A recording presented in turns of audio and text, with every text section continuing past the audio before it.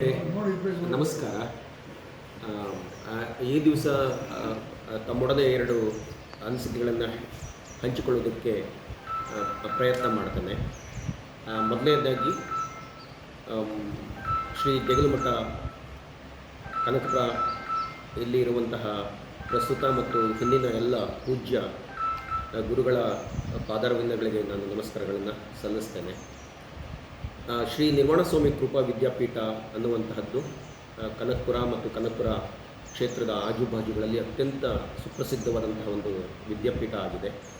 ಇಂತಹ ವಿದ್ಯಾಪೀಠವು ಕನಕಪುರ ತಾಲೂಕು ಮಾತ್ರವಿಲ್ಲದೆ ಬೆಂಗಳೂರು ಗ್ರಾಮಾಂತರ, ಮಂಡ್ಯ, ಮೈಸೂರು, ಚಾಮರಾಜನಗರ ಹೀಗೆ ಬೇರೆ ಬೇರೆ ಜಿಲ್ಲೆಗಳಲ್ಲೂ ಕೂಡ ತನ್ನ ವಿದ್ಯಾಸೇವೆಯನ್ನು ಮಾಡುತ್ತಾ ಬಂದಿದೆ.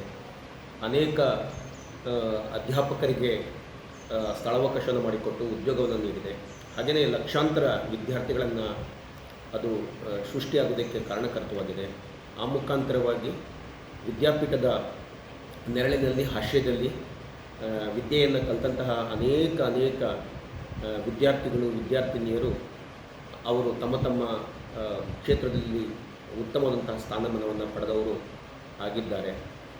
ಈ ಎಲ್ಲ ಕಾರಣಗಳಿಂದಾಗಿ ಶ್ರೀ ದೇಗುಲಮಠದ ಶ್ರೀ ನಿರ್ವಾಣಸ್ವಾಮಿ ಕೃಪಾ ವಿದ್ಯಾಪೀಠಕ್ಕೆ ಶಿಕ್ಷಕರಾದಿಯಾಗಿ ಮತ್ತು ಎಲ್ಲ ವಿದ್ಯಾರ್ಥಿಗಳು ಕೂಡ ನಾವು ಕೃತಜ್ಞತೆಗಳನ್ನು ಈ ಮೂಲಕವಾಗಿ ಸಲ್ಲಿಸುತ್ತೇವೆ.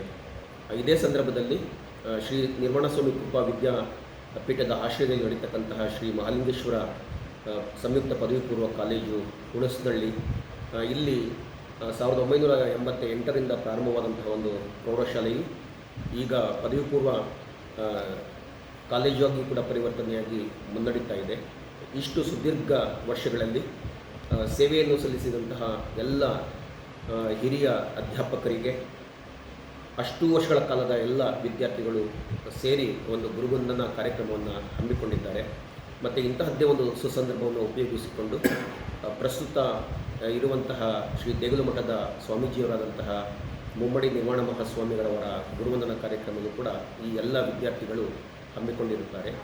ನಮ್ಮ ಈ ವಿದ್ಯಾರ್ಥಿಗಳು ಅತ್ಯಂತ ಪ್ರೀತ್ಯಾಧಾರದಿಂದ ಏರ್ಪಡಿಸುತ್ತಿರುವಂತಹ ಈ ಒಂದು ಗುರುವಂದನಾ ಕಾರ್ಯಕ್ರಮಕ್ಕೆ ಶುಭವನ್ನು ಕೋರುತ್ತೇನೆ. ಮತ್ತು ಈ ಎಲ್ಲ ವಿದ್ಯಾರ್ಥಿ ಮಿತ್ರರ ಇಂತಹ ಒಂದು ಸೇವೆಯನ್ನು ನಾನು ತುಂಬ ಹೃದಯದಿಂದ ಸ್ವಾಗತಿಸುತ್ತೇನೆ ಮತ್ತು ಅಭಿನಂದಿಸುತ್ತೇನೆ.